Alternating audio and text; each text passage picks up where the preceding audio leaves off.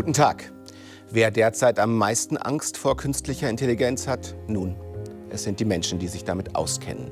Wie Elon Musk, der kürzlich warnte, künstliche Intelligenz ist potenziell gefährlicher als die Atombombe. Fragt man jedoch, welche Gesetze diese Technologie derzeit regulieren, bekommt man auch in der Schweiz nur eine Antwort: keine. Das darf nicht so bleiben, argumentiert mein heutiger Gast, der Schweizer Theologe und Philosoph Peter Kirchschläger.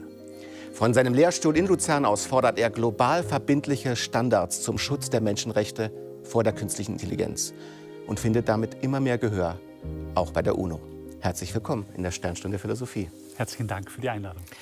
Herr Kirchschläger, das Zerstörungspotenzial der Atombombe besteht seit Jahrzehnten darin, alles Leben auf diesem Planeten auslöschen zu können. Nun sagen Elon Musk und andere Experten, dass der KI sei noch höher. Können Sie diese Einschätzung nachvollziehen?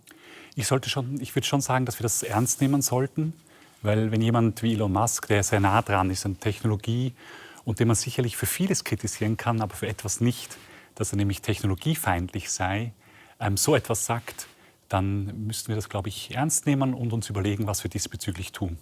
Dann helfen Sie mir mal. Diese KI-Entwicklung ist auch schon seit Jahrzehnten auf dem Weg. Seit mindestens 10 Jahren prägt es sie auch unseren Alltag in ganz, ganz vieler Hinsicht. Dennoch gibt es in keiner größeren Industrienation eine eigene Gesetzgebung dafür. Ja, genau. Wie kann denn das überhaupt sein? Das ist wirklich erstaunlich, insbesondere wenn wir uns anschauen, dass ja neben dem vielen ethisch positiven Potenzial wirklich auch massive ethische Risiken bestehen.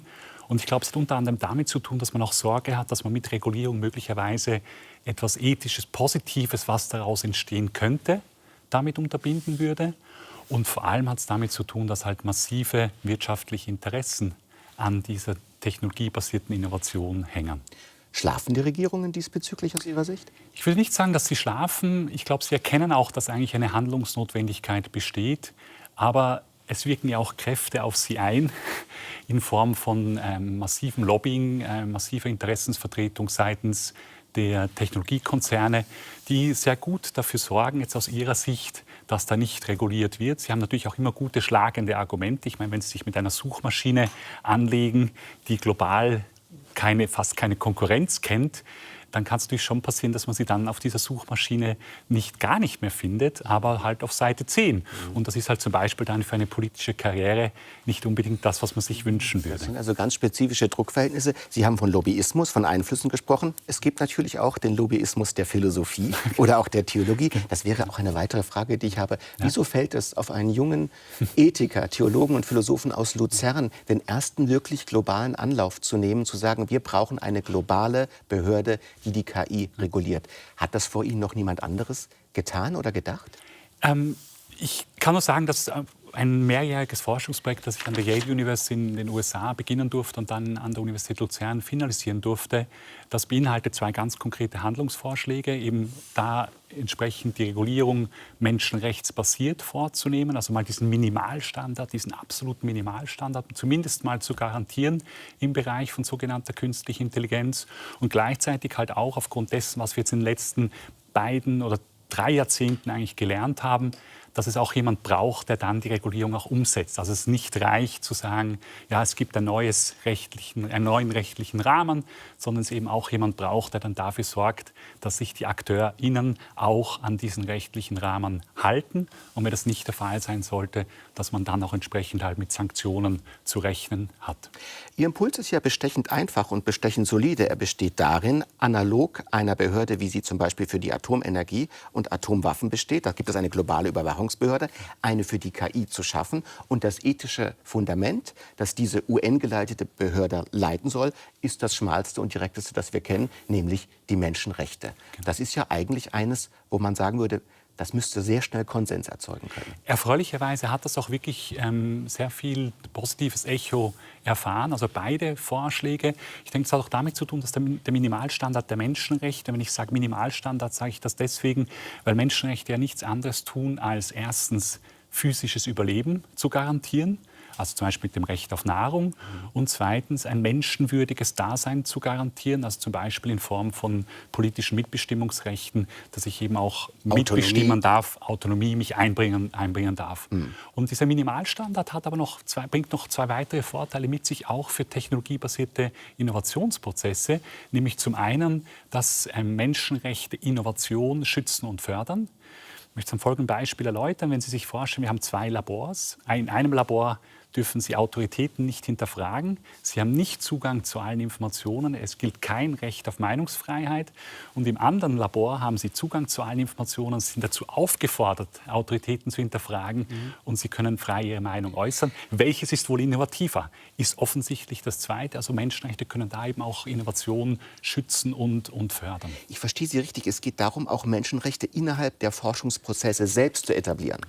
Genau, unbedingt. Es geht wirklich darum, die gesamte Wertschöpfungskette, an deren Ende dann eine sogenannte KI resultiert, aus der Perspektive der Menschenrechte kritisch zu überprüfen, ob überall die Menschenrechte eingehalten werden. Also bei der Rohstoffschürfung, bei dem Zusammensetzen in Billigproduktionsstandorten der technologiebasierten Anwendungen selber, der Technologieprodukte, bis hin dann zur Verwendung oder eben auch der menschenrechtsbasierten Nichtverwendung. Also diese bewusste Die gesamte Entscheidung. Produktkette, könnte man sagen. Also ein sehr anspruchsvolles Konzept. Und natürlich, wir sind derzeit besonders verschüchtert, auch interessiert daran, was diese KI in unserem Alltag mit uns selbst als Menschen macht. Und man kann sagen, die Regierungen weltweit scheinen aus einer Art dogmatischem Schlummer erwacht, gerade in diesem Jahr. Die EU hat im Mai ein erstes großes Gesetzprojekt auf den Weg gebracht. Das ist noch nicht abgeschlossen. Vor einer Woche etwa, gar nicht lange, gab es jetzt 18 Staaten, die sich auf erste Regelungen geeinigt haben. Die Schweiz, kann man sagen, ist nicht gerade die Speerspitze in der Bewegung, sondern rückt da so ein bisschen hinterher und schaut mal, was die anderen machen, oder? Das ist sicherlich zutreffend dahingehend, dass die Schweiz hier eigentlich so ein bisschen auf Abwarten spielt, also zuerst mal schauen möchte, was die anderen machen. Und das halte ich durchaus für eine vertane Chance, weil wir eigentlich in der Schweiz ja zum einen sehr gute KI-Forschung vorfinden, an den beiden ETHs zum Beispiel, aber nicht nur. Und zum anderen hätten wir ja auch von der humanitären Tradition der Schweiz die aus guten Dienste, hätten wir auch eine Vorreiterrolle einnehmen können, nämlich aufzuzeigen, wie eben man sehr wohl eben das ethisch Positive mit sogenannter künstlicher Intelligenz erreichen kann und auch fördern kann und gleichzeitig aber auch bei den ethischen Risiken genau hinschaut, die entweder meistert oder eben entsprechend vermeidet. Jetzt, wenn wir daran denken, Gebote für das KI-Zeitalter, und ich spreche hier mit einem Theologen, der einen theologischen Lehrstuhl hat, können wir uns da etwas vorstellen wie die 10 Gebote. Das erste Gebot: Du KI, ich bin der Mensch, dein Schöpfer. Du sollst keine anderen Schöpfer haben neben mir. Du sollst nicht stehlen. Du sollst nicht schlecht Zeugnis ablegen gegenüber deinen Nächsten. Sind das Dinge, die Ihnen davor schweben? Möglicherweise in der 3. oder 4. Phase. Ich würde sagen, in der ersten Phase sollten wir uns wirklich darauf konzentrieren, dass wir die aktuellen Menschenrechtsverletzungen in den Griff bekommen. Also da spreche ich an, wir haben ein Riesenproblem im Bereich von Menschenrecht auf Datenschutz, Menschenrecht auf Privatsphäre. Ihre Daten, meine Daten werden tagtäglich dauernd gestohlen und an Dritte weiterverkauft. Und beides dürfte eigentlich nicht passieren. Und das ist nicht einfach ein frommer Wunsch eines Ethikers, sondern sind eigentlich bereits existierende rechtliche Normen, die das so vorschreiben. Also wir haben hier ein Durchsetzungsproblem, dass wir also die gleichen Standards, die in der sogenannten Offline-Welt gelten, eigentlich auch im digitalen Bereich, in der Sphäre jetzt von sogenannter KI umsetzen müssen. Und dieses Durchsetzungsproblem möchte ich eben adressieren mit dieser internationalen Agentur für datenbasierte Systeme, EIDA, bei der UNO, die eben dem Modell der Internationalen Atomenergiebehörde folgt, weil es nicht verständlich ist, wie es sein kann, dass wenn Sie oder ich uns nicht an die Verkehrsregeln halten, wir ziemlich sicher in der Schweiz eine Buße bekommen. Und eine hohe. Und eine durchaus dem Anlass gerechte. Ja. Und gleichzeitig aber ich eine sogenannte KI auf den Markt werfen kann, die rassistisch, sexistisch, diskriminierend sein kann, menschenrechtsverletzend sein kann und mir passiert nichts, außer dass ich sehr viel Geld damit verdienen kann. Wir gehen noch mal ins Detail gleich, wo das alles wie sich abspielt. Aber ich habe eine Zahl gelesen, da bin ich wirklich fast vom Stuhl gefallen. Die Pharmaindustrie gibt etwa 97% ihrer Mittel aus, um ethische Bedenken und mögliche Konsequenzen ihres Handelns in den Griff zu bekommen. Die KI-Industrie, soweit man das ermitteln kann, 2%. Das ist doch eigentlich unglaublich. Ja. Nein, ist unglaublich. Und es ist auch unglaublich, dass wir eigentlich bei anderen Industrien sogenannte Zulassungsprozesse haben. Also wenn ich irgendein Produkt auf den Markt bringen möchte, zum Beispiel im Bereich der Pharmaindustrie, dann durchgehe ich einen Zulassungsprozess und der hat die Funktion, dass Menschen nicht zum Schaden kommen, dass die Natur nicht zum Schaden kommt durch das Medikament zum Beispiel, das ich auf den Markt bringen möchte. Und interessanterweise, das ist auch völlig nicht kontrovers. Also es gibt niemanden, der offiziell öffentlich sagt, wir sollten diesen Prozess abschaffen. Es ist ja auch rechtlich stark kodiert. Wenn da was passiert, gibt es riesen Schadenersatzklagen. Genau. Also das ist, und vielleicht gibt es Diskussionen, ob der zu lang oder zu kompliziert, all das, aber an sich der Zulassungsprozess steht nicht in Frage gestellt. Und interessanterweise gibt es so etwas Vergleichbares bei sogenannter künstlicher Intelligenz nicht. Obwohl die Gefahren ja, wie zum Beispiel auch Elon Musk oder auch andere KI-Forschende darauf hinweisen, massiv größer sind, sowohl für die Umwelt als auch für uns Menschen. Wir sind da an etwas Großem dran, auch an einem weiten Feld, in dem es sich gar nicht so einfach ist zu orientieren. Eine begriffliche Orientierung am Anfang scheint wichtig. Viele sprechen von künstlicher Intelligenz. Sie bevorzugen den Begriff datenbasierte Systeme. Weshalb? Deswegen, weil wenn man sich anschaut, was sogenannte künstliche Intelligenz leistet, dann kann man feststellen, dass in gewissen Intelligenzbereichen diese sogenannte künstliche Intelligenz den Menschen schon massiv überragt. Also Rechenfähigkeit, Umgang mit großen Datenmengen. Da haben wir Menschen schon bereits keine Chance. Also denken Sie nur an die Weltmeister im Schachspiel, also nicht den Hobby-Schachspieler Peter Kirchschläger, sondern die Weltmeister, unsere menschlichen Weltmeister haben keine Chance. Und das wird in Zukunft noch massiv zunehmen aufgrund von zu erwartender, wachsender Rechenfähigkeit. Gleichzeitig gibt es aber auch Intelligenzbereiche, wo die Maschinen, da würde ich nicht nur sagen, nicht heute hinkommen, sondern auch in Zukunft. Das sind Bereiche, die für sie unerreichbar sind. Zum Beispiel emotionale und soziale Intelligenz. Also stellen Sie sich einen Pflegeroboter vor, dem kann ich beibringen, bitte weine, wenn der Patient weint. Und der Pflegeroboter wird das perfekt umsetzen. Es würde aber niemand vernunftbasiert sagen, dieser Pflegeroboter empfindet da wahre Gefühle oder eine authentische Emotionalität, sondern das ist einfach das, was wir ihm antrainieren. Ich könnte dem gleichen Pflegeroboter auch beibringen, bitte gib, entschuldigen Sie das makabre Beispiel, aber bitte gib der Patientin, dem Patienten eine Ohrfeige, sobald sie oder er weint, und der Pflegeroboter wird das genau gleich konsequent Weil es gar keine inneren Sperren jenseits des Programms gibt. Genau. Und das ist auch gleich schon die Brücke für den zweiten Intelligenzbereich, wo sogenannte künstliche Intelligenz nicht nur heute, sondern auch in Zukunft nicht mithalten werden kann, das ist die Moralfähigkeit. Ich kann sogenannter künstlicher Intelligenz ethische Regeln beibringen, ihr antrainieren und sie kann diese befolgen. Also ich kann zum Beispiel einem selbstfahrenden Fahrzeug beibringen, bitte überfahre keine Menschen, und das Fahrzeug wird das Beste tun, dass das nicht passiert.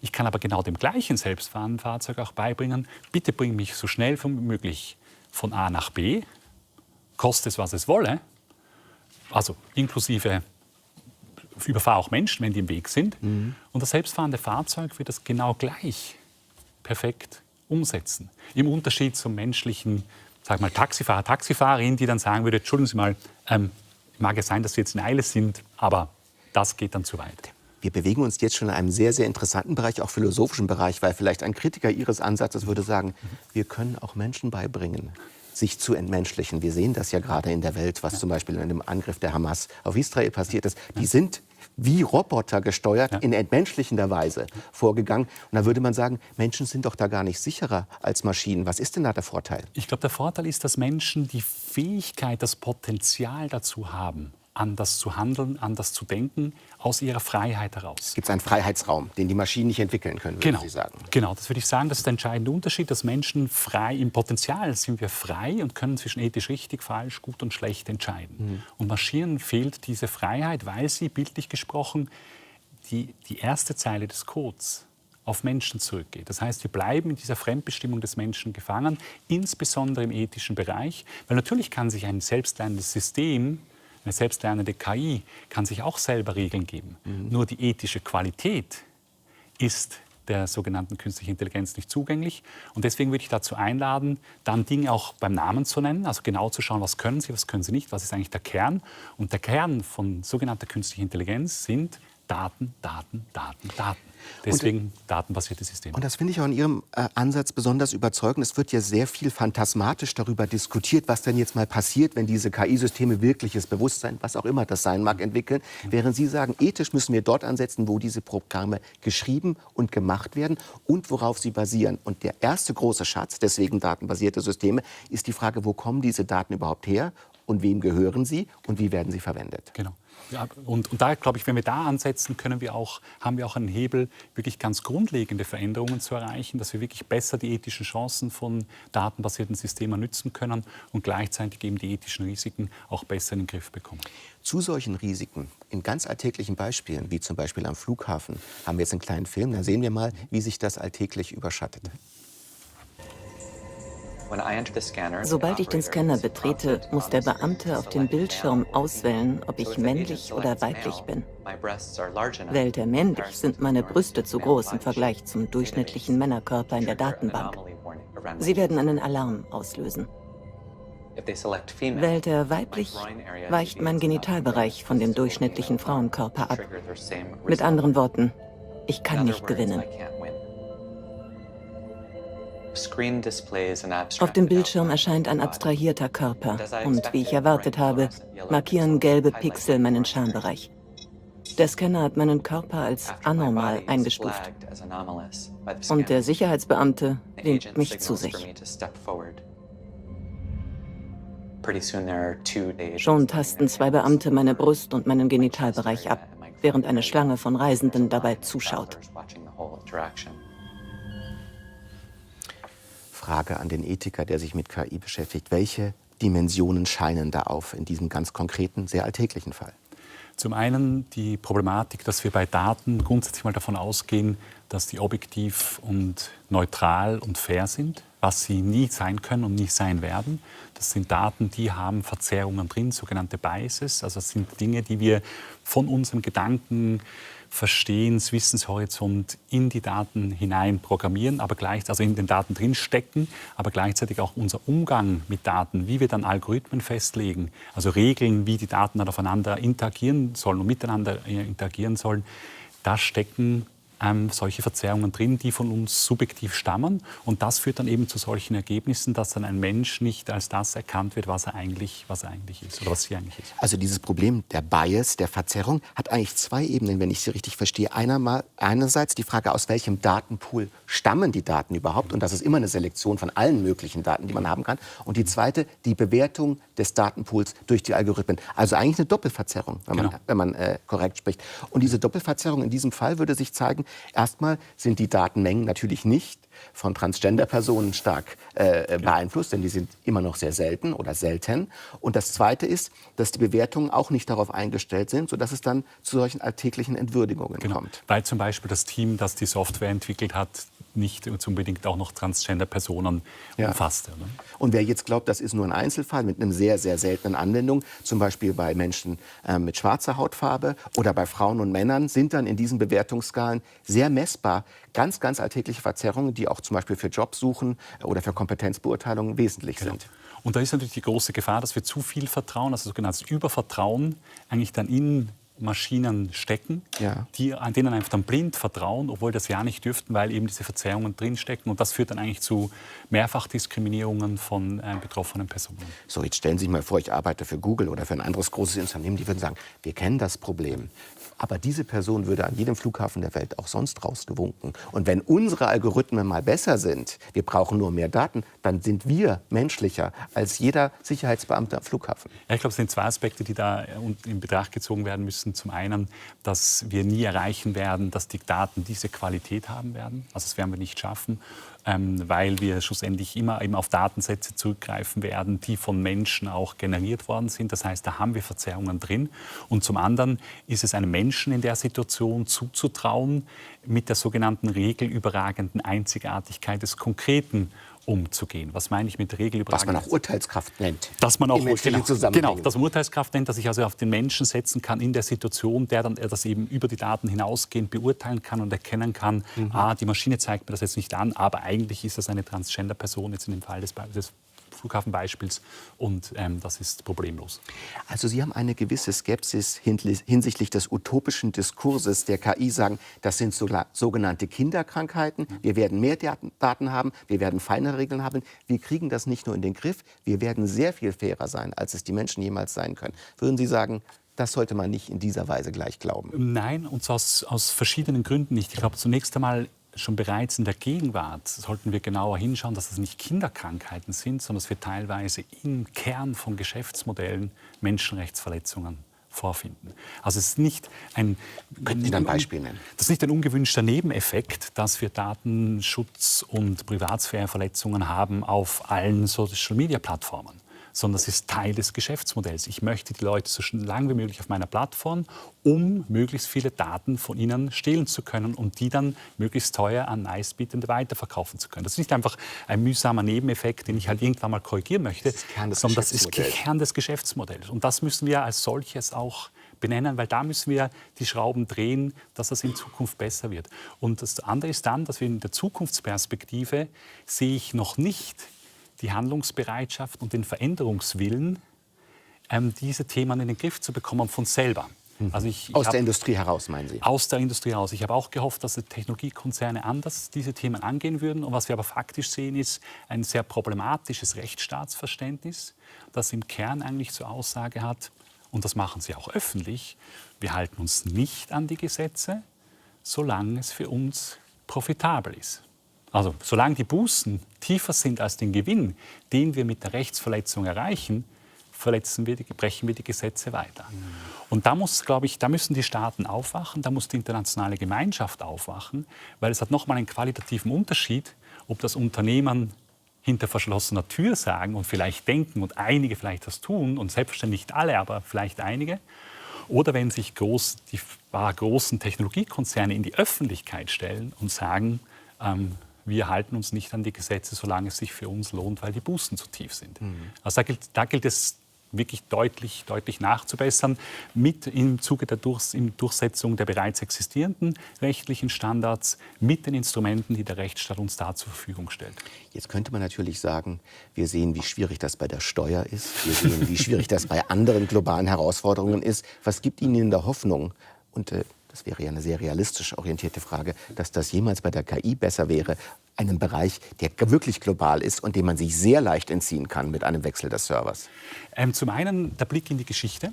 Also wir haben es als Menschheit schon geschafft, dass wir zum Beispiel beim FCKW-Stoff, also der war früher in allen Kühlschränken drin, ein globales Verbot gegen den Widerstand der Industriestaaten, gegen den Widerstand der betroffenen Industrie durchgesetzt haben und das auch funktioniert. Eine Gelingensgeschichte. Eine Gelingensgeschichte. Ebenfalls würde ich auch den Bereich der Nukleartechnologie nennen wollen, weil auch dort haben wir haben zuerst einfach gesagt, wir haben geforscht, dann haben wir die Atombombe entwickelt, dann haben wir die Atombombe verwendet ein paar Mal und dann haben wir gemerkt, wenn wir es so weitermachen, gibt es uns als Menschheit bald nicht mehr und den Planeten auch nicht. Also schaffen wir doch eine internationale Atomenergiebehörde bei der UNO, statten sie mit Rechten aus, mit Instrumenten, mit Sanktionsmöglichkeiten, dass das Wort dieser internationalen Atomenergiebehörde auch etwas bedeutet, dass die betroffenen AkteurInnen auch ins Handeln kommen.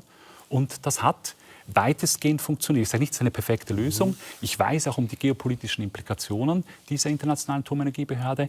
Aber wir müssen fairerweise auch sagen, Schlimmeres konnte verhindert werden. Und der große Vorteil, den wir bei datenbasierten Systemen haben, ist, die brauchen einen Netzzugang, um zu funktionieren. Also sie müssen irgendwie Zugriff haben auf Daten. Das heißt, man kann sie auch abhängen davon.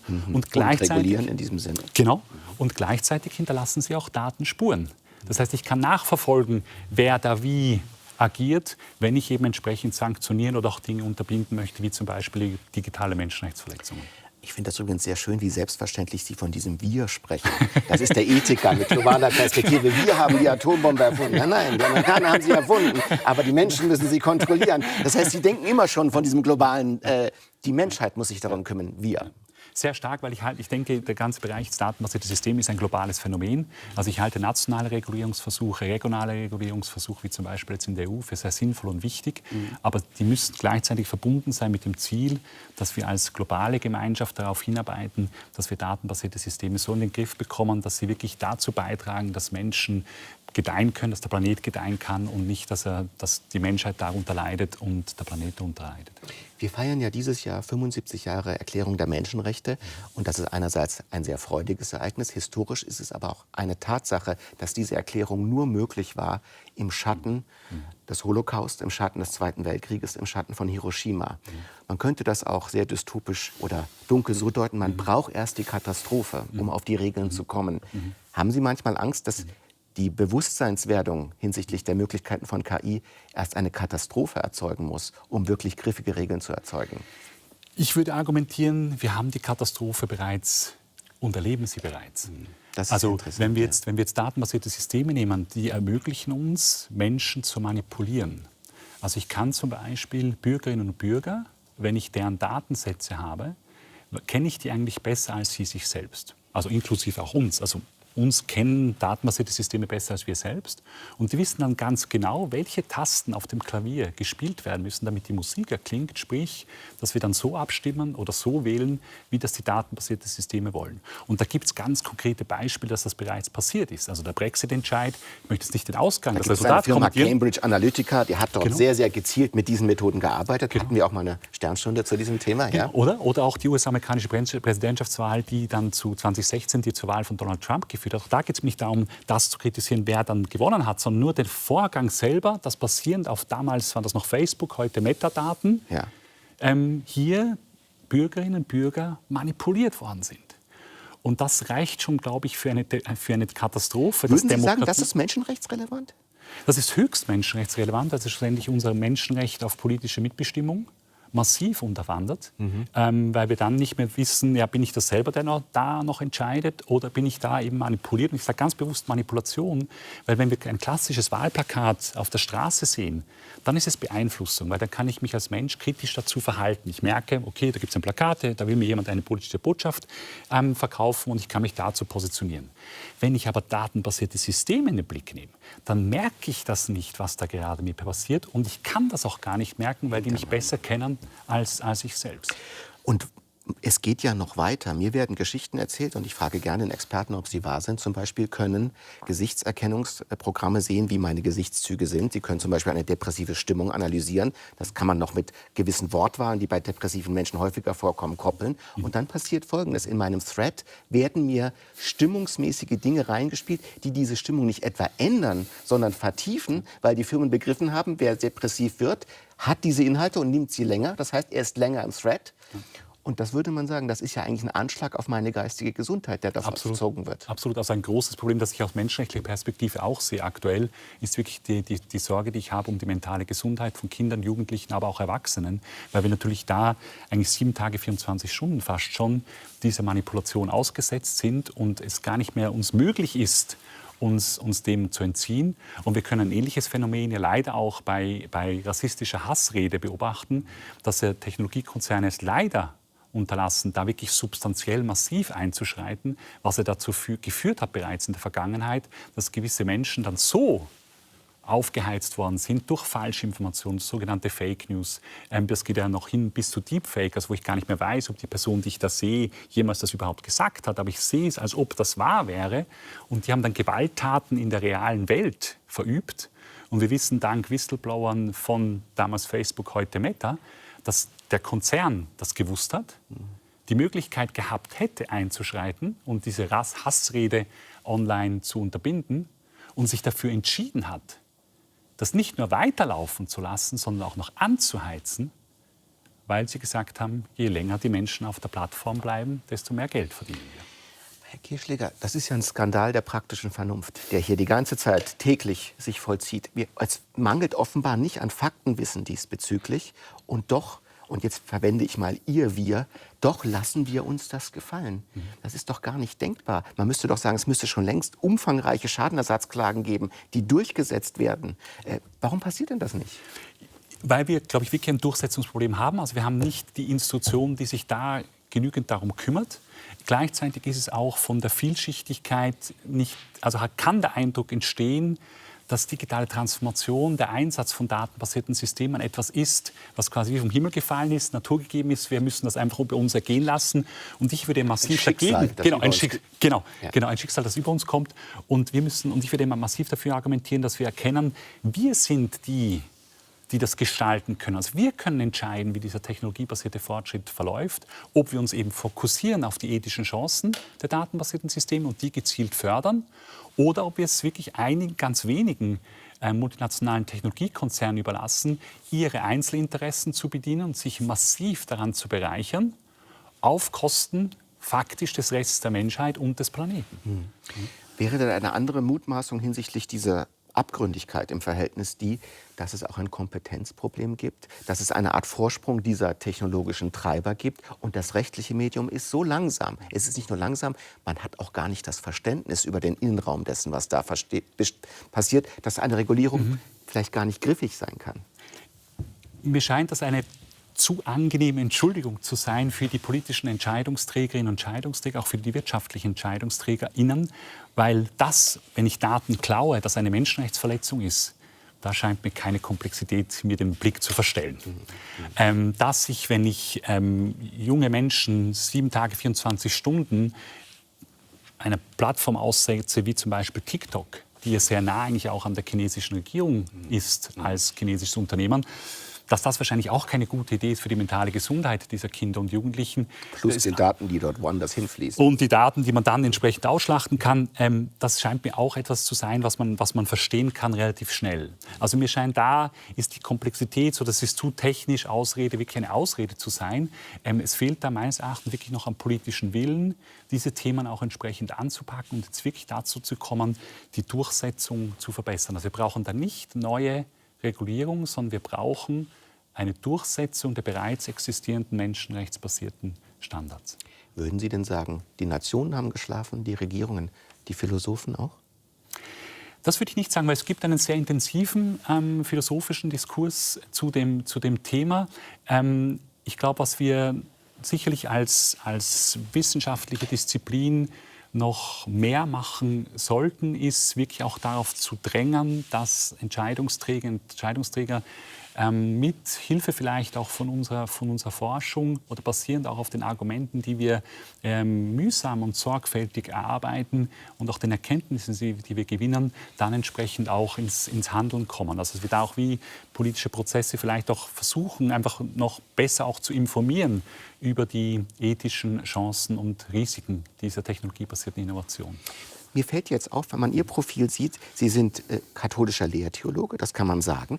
Es gibt nicht so viele globale Organisationen, die auch in Institutionen eine gewisse Griffigkeit oder eine Macht haben. Die katholische Kirche wäre eine davon. Könnte man dann auch sagen, die Philosophen und die Kirchen beispielsweise sollten sich zusammenschließen, um institutionellen Druck auszuüben? Mir scheint das ein bisschen Ihr Einsatz zu sein. Also es wäre sicherlich nicht falsch. Ich glaube generell die Religions- und Weltanschauungsgemeinschaften können da eine wichtige Rolle spielen, dahingehend, dass sie zum einen mal Räume schaffen könnten für Menschen, um mit der Ungewissheit, die muss nicht mal negativ konnotiert sein, aber einfach diese Ungewissheit, wir wissen nicht genau, wie das in Zukunft sein wird, in Bezug auf den eigenen Beruf, in Bezug auf unser zwischenmenschliches Leben, da einfach Räume zu schaffen, wo Menschen sich über das austauschen können und auch Wege finden, eine Kompetenz zu entwickeln, mit dieser rasant sich verändernden Realität sinnvoll umgehend und auch sinnstiftend umgehen zu können. Das scheint mir eine Rolle zu sein und dann die andere wirklich von Religions- und Glaubensgemeinschaften auch, sich wirklich auch in den demokratischen Meinungsbildungs- und Entscheidungsfindungsprozess einzubringen,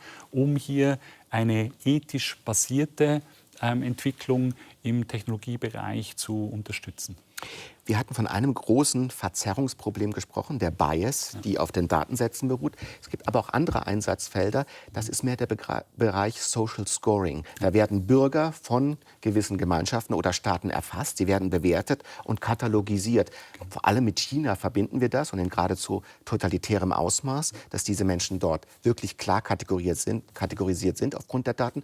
Aber auch in der Schweiz gibt es ganz ähnliche Dinge. Und dazu schauen wir uns auch mal einen kleinen Film an. Wie sich ein typischer Amokläufer verhält, das behauptet das algorithmengestützte System Dyrias zu wissen. Dyrias ist Teil des Werkzeugkoffers der Züricher Fachstelle für Gewaltprävention. Wir machen das nie alleine. immer in Zusammenarbeit mit der Polizei, weil die Polizei wiederum bei der Fragestellung ganz anders fragen darf und kann, als wir das als Fachstelle wieder können. Gemeinsam gehen sie durch die 35 Fragen von Dürrias und beantworten sie mit zutreffend bzw. nicht zutreffend. Erklärungsvideos helfen den Nutzern dabei. Ein einfacher Algorithmus gewichtet dann die Antworten und spuckt eine Gefahreneinschätzung aus. Welche Fragen entscheidend sind für dieses Urteil, ist ein Betriebsgeheimnis des Herstellers. Entwickelt wurde das Instrument laut Hersteller durch Analysen internationaler Fälle von Gewalt und Amok an Schulen. Im 20. und 21. Jahrhundert haben sich weltweit mehrere hundert registrierte Amokläufe in Schulen ereignet, die meisten in den USA. Selbst wenn der deutsche Entwickler alle Fälle analysiert hätte, ist es wissenschaftlich fragwürdig, ob man ein allgemeingültiges Profil erstellen kann, mit dem sich kulturunabhängig Gewalttaten vorhersagen lassen. Auch das ist ja ein interessantes Beispiel. Der Zweck anerkannt gut. Man will Gewalt und Amokläufe verhindern. Es gibt eine sehr schmale Datenbasis. Es gibt einen nicht transparenten Algorithmus. Und es gibt offenbar dann eine Katalogisierung von Personen auf dieser Basis. Ja. Ist höchst gefährlich. Also eben, wie Sie es auch schon gesagt haben, die Taten an sich sind schrecklich und man möchte die unterbinden. Mir scheint nur das Mittel ein falsches zu sein, weil zum einen wissen wir nicht, ob das wirklich funktioniert. Zum anderen ist damit wirklich die große Gefahr verbunden, dass Menschen diskriminiert werden und zu Unrecht vorverurteilt werden. Leider ist das etwas, wo man denkt, ja, da könnte man noch drauf reinfallen, weil halt die Taten an sich, die man unterbinden möchte, so schrecklich sind, dass man unbedingt das möchte. Aber der Weg dorthin ist der falsche. Aber dennoch, und das scheint wirklich eine schicksalhafte Bewegung zu sein, bewegen wir uns auch in den westlichen Staaten auf Gesellschaften zu, in denen diese Datenerfassung von Personen unmittelbar in das soziale Leben eingreift. Also zum Beispiel meine Bonität oder meine Schuldenfähigkeit, das wäre das Unmittelbarste. Aber viele andere Dinge auch. Und ich habe das Gefühl, dass wir manchmal über China als den großen Dämon reden, als den ganz anderen, der das macht und nicht begreifen, dass das bei uns in vollkommen durchgängigerweise auch schon angewandt wird. Also wir müssen China, also die aktuelle chinesische Regierung dafür kritisieren, was sie tut im Sinne dieser totalen Überwachung. Gleichzeitig dürfen wir die Augen auch nicht davor verschließen, dass die Technologien dafür großmehrheitlich nicht aus China stammen, sondern aus Europa, aus den USA und natürlich diese Technologien auch Regierungen in Europa zum Beispiel oder eben auch der Regierung in den USA zur Verfügung steht. Und wir deswegen sehr achtsam sein sollten als Bürgerinnen und Bürger, dass unsere Regierungen nicht in diesen Werkzeugkasten reingreifen, weil das wirklich eben dann Menschenrechte auf Datenschutz, Menschenrechte auf Privatsphäre verletzt. Und vielleicht nur ganz kurz, wieso ist das so wichtig, dass wir Datenschutz und Privatsphäre schützen? Weil das freiheitsrelevant ist. Menschen verhalten sich anders, wenn sie wissen, dass sie überwacht werden. Wir tendieren dann dazu, uns eher normiert zu verhalten, also eher Normen zu entsprechen, wenn wir wissen, wir werden überwacht. Also zum Beispiel am Flughafen vermeiden wir in der lauten Rede gewisse Begriffe, weil wir nicht irgendwie Aufsehen erregen möchten. Also wir werden uns nicht auf den Flughafen stellen und sagen und rausschreien, Bombe, Bombe, Bombe, wenn es da keine Bombe gibt, einfach nur so aus Spaß, weil wir genau wissen, wir werden überwacht und deswegen passen wir da unser Verhalten an. Das ist in dem Beispiel jetzt nicht so tragisch, aber es zeigt uns auf, wie wir unser Verhalten normieren, wenn wir wissen, dass wir überwacht werden. Jetzt frage ich mal den Theologen, das war ja mal die Idee von Gott, nicht wahr? Der hat alle Daten, der schaut sich das an, der überwacht uns und hoffentlich mit dem Zweck, dass wir uns gut verhalten. Ja, nur war die Vorstellung damals schon, ist der Gott ein lieber Gott. Das war immer ein Problem an der Sache. Der uns nicht etwas verkaufen möchte oder der uns nicht dazu bringen möchte, für jemand Bestimmten zu stimmen oder bestimmte politische Entscheidungen in deren Sinn zu fällen. Aber das bleibt auch für einen katholischen Theologen ein kleines Geistesrätsel, wie sich das nun genau verhält, nicht wahr? Also was da, glaube ich, meines Erachtens wirklich der theologisch-ethische Zugriff jetzt spezifisch helfen kann, ist wirklich genauer zu erkennen, wo eigentlich wer was erschafft und mit welchen Fähigkeiten oder auch Charakteristika. Also ich glaube, dieser Umstand, dass Menschen aus ihrer Freiheit heraus die Möglichkeit haben, zwischen ethisch richtig, falsch, gut oder schlecht zu entscheiden und dann entsprechend auch diesbezüglich anders sind als jetzt Maschinen, das ist etwas, was uns theologisch-ethisch natürlich auch vielleicht in einer anderen Weise, ich sage nicht besseren, aber einfach in einer anderen Weise zugänglich ist, wenn wir Menschen auch verstehen als von Gott in Freiheit geschaffen. Und das kann durchaus ein Beitrag sein, den die theologische Ethik jetzt auch in diesen Diskurs einbringen kann.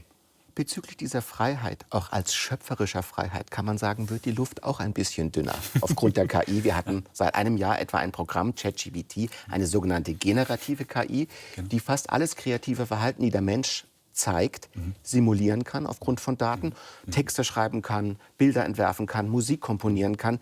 Der Mensch als kreatives Freiheitswesen also ähnlich unter Druck. Und natürlich ist das auch menschenrechtsrelevant, wenn ich das richtig sehe, weil die Daten kommen von menschlichen Schöpfern. Genau, also es kommt da zu Urheberrechtsverletzungen, es kommt auch wieder zu Datenschutzverletzungen, Privatsphäreverletzungen, weil ich ja nicht entscheiden kann, werden meine Daten von ChatGPT verwendet oder nicht, sondern es wird einfach gemacht. Also meine informationelle Selbstbestimmung wird da verletzt. Und gleichzeitig gilt es auch da, meines Erachtens, vorsichtig zu sein, was wir alles in datenbasierte Systeme hineindenken, was wir aber eigentlich nicht sind. Also ChatGPT ist, bildlich gesprochen, nichts anderes als eine wiederkäuende Kuh. Weil sie Oder ein Datenpapagei. Genau, weil es eigentlich wiedergibt, was Menschen schon mal kreiert haben, was Menschen schon mal gedacht haben, was Menschen schon mal geschrieben haben. Natürlich oftmals in neuer Kombination, aber schlussendlich zurückgehend auf menschliche kreative Schaffung und menschliche kreative Prozesse, ohne die anzuerkennen. Und wir sollten aufpassen, ChatGPT jetzt nicht als neue Quelle des Wissens oder so zu bezeichnen, sonst macht es eigentlich nichts anderes als Menschliches, also was Menschen geschaffen haben, wiederzukäuen, auszuspucken. Und da müssen wir aufpassen, dass wir nicht mehr hineininterpretieren, als es eigentlich ist. Ich halte generative KI auch gerade im Bildbereich in Kombination dann mit dem Sprachlichen für sehr gefährlich für demokratische Systeme. Weil ich dann natürlich mit sogenannten Deepfakes, also das sind dann wirklich tiefe Täuschungen, können wir sagen? Genau, tiefe Täuschungen, wo wir eigentlich dann Personen sehen, die so sprechen, wie sie eigentlich sprechen. Aber das sind nicht wirklich diese Personen. Also stellen Sie sich vor, dass eine Politikerin, Politiker, der dann irgendwas Absurdes von sich gibt. Das wird verbreitet. Und dann gibt es irgendwann mal einen Kipppunkt, wo das eine solche Wirkung erzeugt hat, dass es sehr schwer sein wird für die Politikerinnen und Politiker, dann sich öffentlich hinzustellen und zu sagen, das war gar nicht ich. Ja. Weil natürlich dann Gefahr ist, dass das politische System Vertrauen verloren geht, also das Vertrauen in das politische System, das Vertrauen in diese Politiker, in diesen Politiker, die ganze Unsicherheit, ja, war es jetzt oder war es jetzt oder war es nicht. Also es kann dann so weit gehen, dass man dann quasi in diesem falschen Narrativ gefangen bleibt, nur weil man merkt, der Preis, da wieder rauszukommen, höher wäre als das, was man sich da zumutet. Und es geht ja sogar noch weiter mittlerweile. Es wäre möglich, aufgrund Ihres Computers und sämtlicher Datensätze, die darauf sind, eine Art Doppelung von Ihnen zu erzeugen mit KI. Und diese Doppelung als Programm würde dann wahrscheinlich Texte schreiben, die den Ihren sehr, sehr ähnlich wären.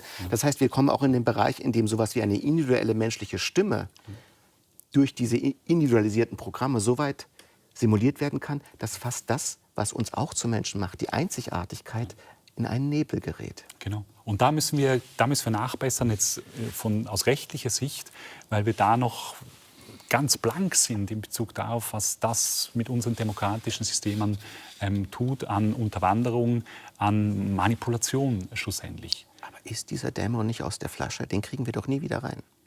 Ich würde sagen, dass wir schon als Menschheit bewiesen haben, dass wir oftmals technisch Machbares dann schlussendlich aus ethischen Gründen nicht zur Anwendung gebracht haben oder in angepasster Form innerhalb von einem gewissen ethisch definierten oder rechtlich definierten Rahmen.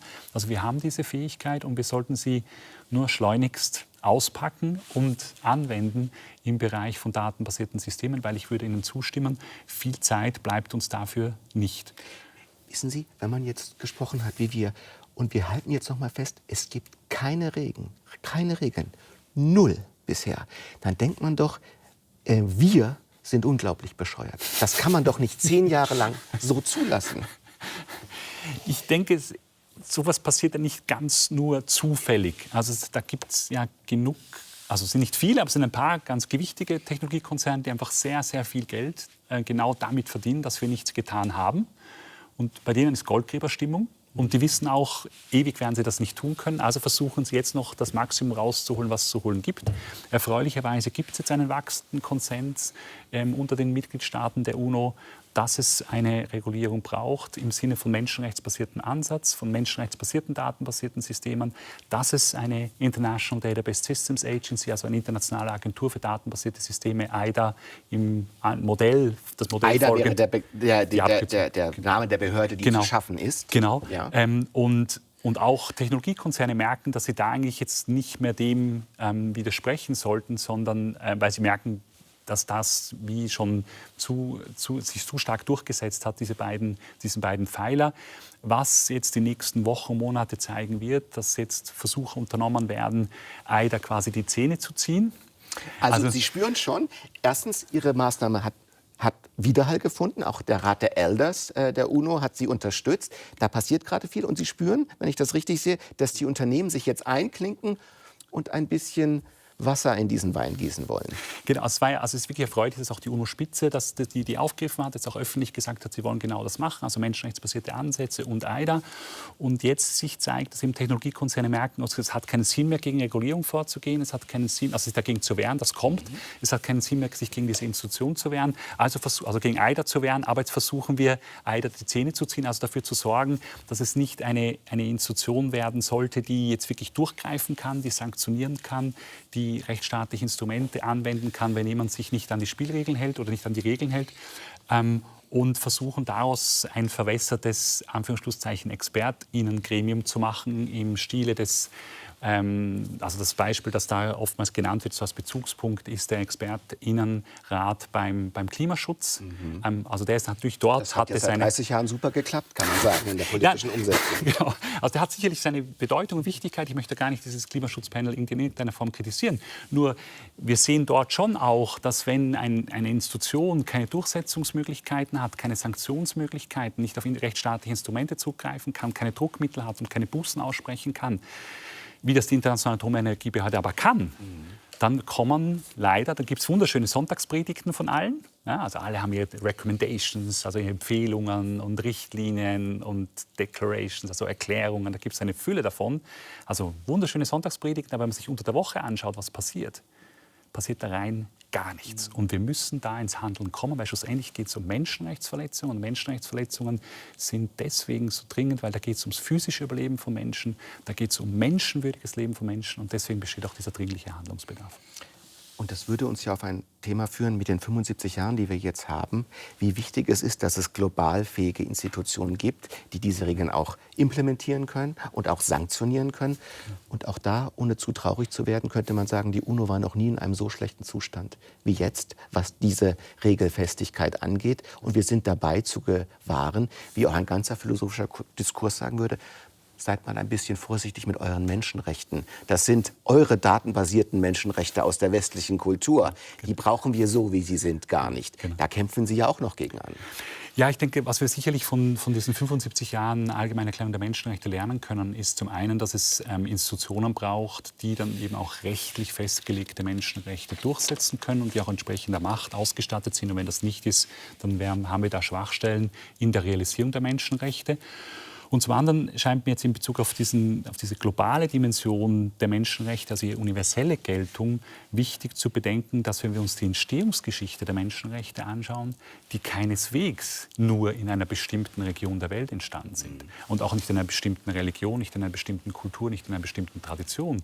Sondern was wir sehen ist, dass an unterschiedlichen Orten der Welt, in unterschiedlichen Kulturen, Traditionen, Weltanschauungen, Religionen, immer wieder Menschen mit Unrechtsrealitäten konfrontiert waren und dann in Austausch, in Diskussion, in Kritik mit dieser Unrechtsrealität menschenrechtliche Ideen entwickelt haben. Eine Art Weltethos, wie das Hans Küngmann nannte, dass es in jeder Kultur diese Spuren von Menschenrechtsdiskursen gibt. Genau, was nämlich interessant, also wenn zum Beispiel jetzt ein Mensch hat Sklaverei erlebt und dann gemerkt, da ist irgendwas falsch. Wie können wir nur zwischen freien Menschen und Sklavinnen und Sklaven unterscheiden? Eigentlich sind wir doch alle gleich. Und so dann eigentlich die Forderung nach Gleichheit der Menschen entfaltet, was eine menschenrechtliche Idee ist.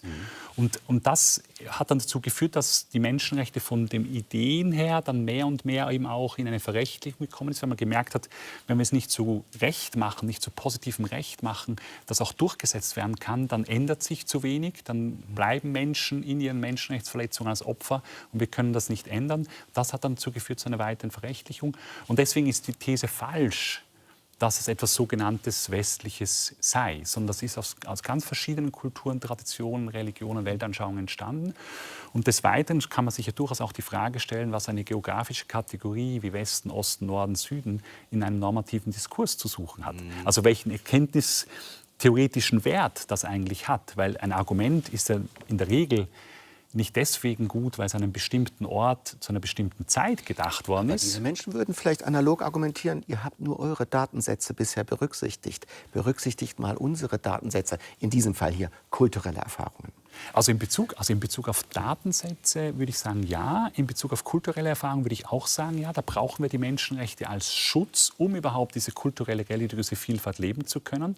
Also es ist ja nicht etwas Naturgegebenes, etwas Selbstverständliches, dass religiöse Vielfalt, kulturelle Vielfalt, weltanschauliche Vielfalt gelebt und praktiziert werden kann, sondern wir brauchen da wie ein Fundament, damit sich auch die verschiedenen Religionen, Kulturen, Weltanschauungen, Philosophien auch gegenseitig respektieren und ihre Existenzberechtigung nicht absprechen. Und das ist das, was die Menschenrechte hier eigentlich zum Schutz von Vielfalt und auch zur Förderung von Vielfalt beitragen. Und dann sollten wir uns nicht diesen Ast abschneiden, sondern zu dem Sorge tragen, weil der hilft uns eigentlich dadurch, dass er jeden und jede von uns schützt in seiner Freiheit, in seiner Selbstbestimmung, dass daraus dann eigentlich überhaupt Vielfalt wachsen kann. Und man sieht, das sind also ganz verschiedene Dimensionen, die da ineinander sich verkeilen oder sich vielleicht auch verstärken, wenn es gut läuft. Es gibt noch einen dritten Schritt und den bezeugen wir vielleicht gerade oder wir werden ihn bald bezeugen. Das ist die Frage, ob diese Maschinen selbst in systemische Zustände kommen,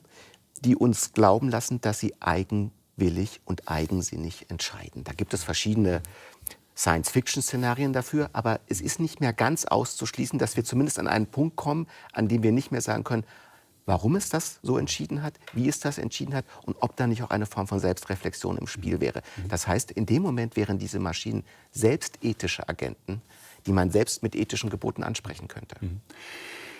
Ich würde sagen, dass wir an der Trennung zwischen Mensch und Maschine bei aller, auch wenn noch so intensiver Interaktion, Verschmelzung festhalten sollten, weil ich argumentieren würde, dass Maschinen etwas fehlt, um sie als moralische Agentinnen, Agenten oder als ethische Agentinnen, Agenten anzusprechen, nämlich Freiheit und Moralfähigkeit und Autonomie, also Selbstgesetzgebungsfähigkeit. Wobei diese Begriffe natürlich erstmal zu klären sind, um sie wirklich fest in Anschlag bringen zu können. Absolut. Also zunächst mal Freiheit wirklich als Fähigkeit, dass ich zwischen ethisch richtig, falsch, gut und schlecht unterscheiden kann. Dann die Idee der Moralfähigkeit, dass ich eben fähig bin, mir selber herauszufinden, selbst zu erkennen, was ethisch gelten soll und was ethisch nicht gelten soll. Also Menschen eben diese Fähigkeit haben, das selbst zu setzen, eben im Sinn von Autonomie, also selber Gesetze setzen zu können.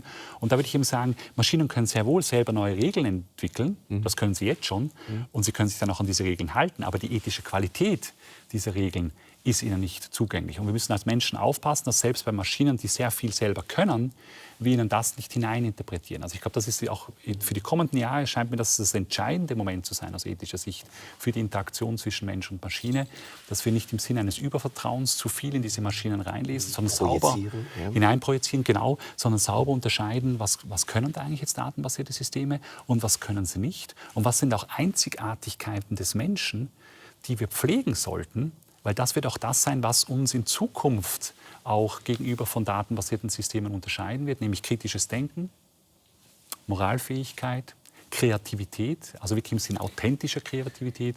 Würden Sie nicht auch sagen, und ich wundere mich, dass Sie das noch nicht gesagt haben, Gottes Ebenbildlichkeit? Denn das ist ja auch ein Argument, das man hier ins Spiel bringen könnte.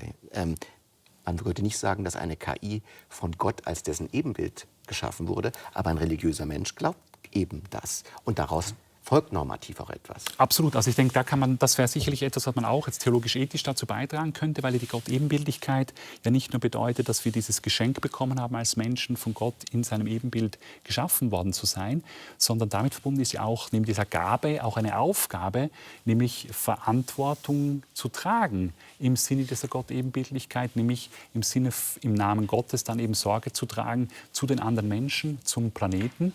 Und das können auch wiederum nur Menschen, dass diese Verantwortung tragen. Weil wenn Sie sich vorstellen, zum Beispiel ein selbstfahrendes Fahrzeug, wenn es einen Unfall bauen sollte, wobei man fairerweise sagen muss, dass selbstfahrende Fahrzeuge eigentlich wahrscheinlich weniger Unfälle bauen als Menschen, weil viele Unfallursachen bei Maschinen wegfallen, Trunkenheit am Steuer, nicht abgelenkt müde sein zum Essen, ist nicht müde, nicht unglücklich verliebt, weniger Testosteron im Spiel. Also das sind alles Unfallursachen, die bei selbstfahrenden Fahrzeugen wegfallen. Selbst wenn wie unvollkommen wir doch sind. Ja. Und dann macht es aber keinen Sinn, wenn ein selbstfahrendes Fahrzeug dann doch einen Unfall bauen sollte, das zu bestrafen, indem wir es zerschrotten. Oder sagen, jetzt hänge ich dich 2 Wochen nicht an den Strom. Dann wird deutlich, dass es keinen Sinn macht, jetzt einer Maschine Verantwortung zu übertragen, sondern es braucht den Menschen. Das werden wir in dem Moment wissen, wenn die Maschinen sagen, das möchte ich jetzt aber nicht. Und Maßnahmen ergreifen und sagen, nein, das machst du jetzt mit mir nicht. Genau. Also ich glaube, was wir im Blick haben müssen, und da stimme ich Ihnen absolut zu, ist, dass wir in gewissen Intelligenzbereichen so massiv ins Hintertreffen kommen werden als Menschen, dass wir aufpassen müssen, dass nicht dieses Überragen in diesen Intelligenzbereichen, nämlich Rechenfähigkeit, logische Deduktion, Umgang mit großen Datenmengen, nicht dazu führt, dass wir die Kontrolle verlieren. Und das scheint mir etwas zu sein, was wir, sagen wir so, längerfristig im Blick haben müssen. Das würden Sie nicht sagen, ist reines gealbertes Science-Fiction-Gerede. Das ist eine potenzielle Szenario, das eintreten könnte. Absolut, weil wir eigentlich in naher Zukunft davon ausgehen können, dass die Rechenfähigkeit explodieren wird bei datenbasierten Systemen und dann in den Bereichen, wo das direkt relevant ist, natürlich zu entsprechenden Effekten führen wird. Und das müssen wir im Blick haben, weil da kann es wirklich uns passieren, dass wir dann aus gewissen Prozessen ganz rausgedrängt werden. Ich möchte noch ein kurzes aktuelles Beispiel geben. Es gibt schon eine Firma, die anbietet, Ihnen in Sekundenbruchteilen eine neue politische Partei mit politischem Parteiprogramm, inklusive aller Parteireden, aller Plakate, der ganzen Kampagne, der ganzen Social-Media-Kampagne in Sekundenbruchteilen zu servieren. 0 Kosten. 0 Kosten, fast keine Zeit. Oder?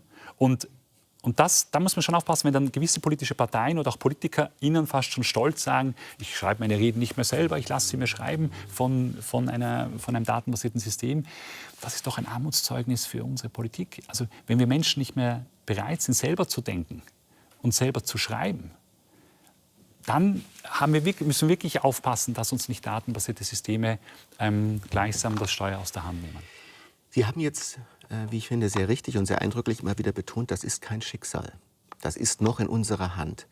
Bei all dem, was Sie die letzten 20 Jahre gesehen haben, und ich glaube, wir haben erst einen Bruchteil dessen gesehen, was wir noch sehen werden, man könnte ja auch auf die Idee kommen, wir ziehen einfach den Stecker. Wir beschließen, dass wir diesen technologischen Ast nicht weiter wachsen lassen und nicht weiter sprießen lassen. Sie als Ethiker, wenn Sie einen Anruf kriegen von der UNO, wir ziehen jetzt den Stecker, wären Sie dafür? Ich würde sagen, wir sollten in gewissen Bereichen den Stecker ziehen. Also es gibt Dinge, die wir nicht tun sollten. Ich denke da zum Beispiel an tödliche automatisierte Waffensysteme, weil da ist absehbar, dass das zu mehr Kriegen, da würde ich wirklich für einen absoluten Bann plädieren, weil da absehbar ist, dass es eigentlich zu mehr kriegerischen Aktivitäten, zu mehr Gewalt führen wird, weil einfach die Schwelle kleiner ist, einen gewalttätigen Konflikt loszutreten, weil man das Gefühl hat, man verliert ja nichts, außer die Maschinen. Und die Kosten diesbezüglich werden auch massiv runtergehen in den kommenden Jahren. Das ist etwas, wo ich sagen würde, da sollten wir absolut den Stecker ziehen. Bei anderen Dingen würde ich das differenzierter betrachten, weil wir immer auch im Blick haben sollten, dass wir ja mit dank technologiebasierten Fortschritts auch ethisch Positives erreichen. Und mir ist es diese Tür nicht zubauen. Das ist ja auch immer eine Gefahr aus der Angst. Genau, wenn die UNO mich anrufen würde jetzt in dem Szenario, dann würde ich antworten, lasst uns doch präziser identifizieren. Was sind heute schon ethische Probleme? Die sollen wir aus der Welt schaffen. Was sind zukünftige ethische Probleme? Was sind zukünftige ethische Chancen? Und lasst uns doch die Chancen gezielt verfolgen und die Probleme entweder vermeiden oder meistern. Was wir aktuell tun ist, wir überlassen das einer nicht Handvoll fast schon Technologiekonzerne, also eine solche Massierung von wirtschaftlicher und politischer Macht hat die Menschheitsgeschichte noch nie erlebt. Wir überlassen denen, wie der Hase läuft, und das ist wirklich der falsche Ort, weil bei den Technologiekonzernen geht es in erster Linie darum, den eigenen Profit zu steigern und nicht darum, dafür zu sorgen, dass die Menschheit auch eine Zukunft hat und der Planet. Herr Kirchschläger, ich glaube, wir teilen das Gefühl, dass die Diskussion darüber erst begonnen hat, dass sie enorm wichtig ist, dass sie uns noch sehr lange begleiten wird. Und wenn wir es mit natürlicher Intelligenz tun, wie bei Ihnen, dann wird das umso wertvoller sein. Herzlichen Dank, dass Sie heute hier waren. Ganz herzlichen Dank für die Einladung. Nächste Woche spreche ich mit der finnisch-estnischen Starschriftstellerin Sofi Oksanen über die Frage, warum jeder Krieg vor allem ein Krieg gegen Frauen ist. So auch Russlands Angriffskrieg gegen die Ukraine. Hier geht's gleich weiter mit einer Sternstunde Musik und einem Dokumentarfilm über vergessene Königinnen des Rock'n'Roll, weibliche Pioniere der Musik der 50er und 60er Jahre. Tja, auch das gab es. Bleiben Sie also dran und vor allem denken Sie weiter.